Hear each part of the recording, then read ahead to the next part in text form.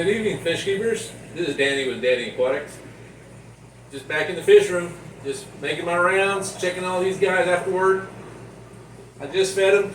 They were all nice and hungry earlier, but they're nice and full now. Sitting standing here next to my 550 gallon, my mega tank, and this tank always impresses me, especially the fish. They've grown quite a bit. I'm not sure if a lot of y'all are familiar with the arowanas. I ordered this guy about a month ago as a silver arowana, and he has grown probably, I would say, at least 2 inches in the last month. This guy will grow quick. So I'm kind of worried about some of these other fish. They might become lunch if they're not careful. They better start growing a little faster. But his growth rate is just something else. But he is beautiful. The question I have is, he's supposed to be a silver arowana, but he has like a lot of red in him in the fin area. I'm not sure if that's just something they go through as they're growing, and he will eventually turn all silver, or is there different species that some are different colors? And he might be a red arowana as far as I know. I'm not really familiar. I'll have to do some deeper, further research on that. So, all the perimeters are good and all the tanks. Everybody's doing good. No ammonia spikes. I check my tanks quite often. I get the API. I have the sticks and the liquid test kits, and check for ammonia spikes, making sure that your nitrates don't get high as well, up to about 40%. Anything 40%, it's probably time to do some major water changes. Not sure, some of y'all might not be too familiar with the ammonia cycle in your tank, your ammonia nitrate cycle. It can be kind of confusing sometimes, because as a beginner I was really confused. I said, what is a nitrate? There was just so many different things. And once your tank is cycled, you have it established, you have your decor, your sand, your substrate, your rocks and your sponges and stuff going. You got your hang on the backs or your canister tank filter in there, and you've already started adding fish. And let's say you already had the tank established with a cycle. Let's say you borrowed a filter or some media from another tank, or a friend of yours had some cycled bacteria, because you have to have the bacteria in your tank to cycle a tank. And you could either add stability, and because you can, if you're real careful, if you follow all the instructions, you can add fish to your tank before it's actually cycled and established. But I mean, you have to be real careful.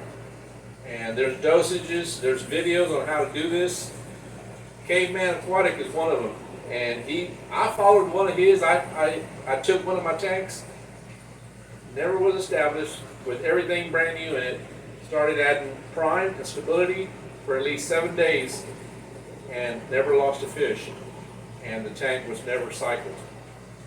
So it cycled on its own, but stability, you're adding that bacteria to your water, and that bacteria will start settling on your decor, into your system, into the media that you have in your, either if you have like an FX6 or any type of hang on the back, your canisters, your sponges will start growing all this beneficial bacteria, because you have your fish in there and your fish poop.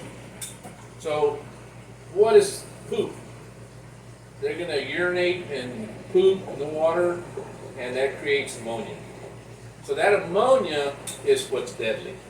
It'll kill your fish, it'll kill your tank, and that bacteria will eat that ammonia. So once that cycle is starting, when it's eating the ammonia, well, that bacteria is going to poop, and you have nitrite. So that nitrite is in your water column, but it's not real bad. But it still can hurt your fish too if it's too high. But then you have bacteria that eats the nitrite, and that is what that bacteria poops also, so it creates nitrate. And that nitrate is in your water column, and that's the one way to get rid of the nitrate in your tank is to do water changes. And depending on how many fish you have, your nitrate levels might not be too high, and that you'll have to determine on how high your bioload is in your tank, and you might have to do maybe only a 20% water change. You might only have half a dozen or a dozen fish that are medium in size, and might not require to do a 50 or 80% water change to get rid of all those nitrates in the water.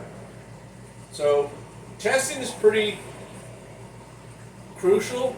So when you first get started, after a while you kind of learn the ropes and you can kind of wing it sometimes.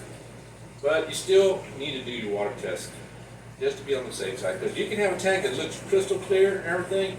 Next morning you come in here and most of the fish are up on top. And you better check and find out what's going on in your tank.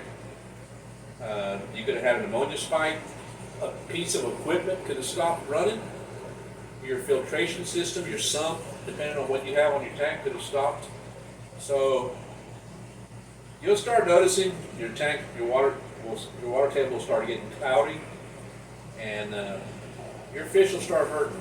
And a periodic check, keep an eye all the time on them, because they're in a glass box, full of water. So,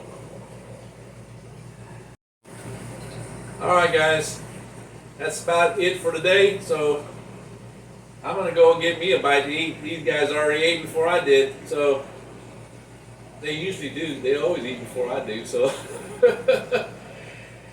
all I got for today. So y'all have a wonderful day, wonderful evening, and keep up the good work and enjoy y'all's fish, guys. This is Danny with Danny Aquatics. See you on the next video. Y'all take care. All right, bye.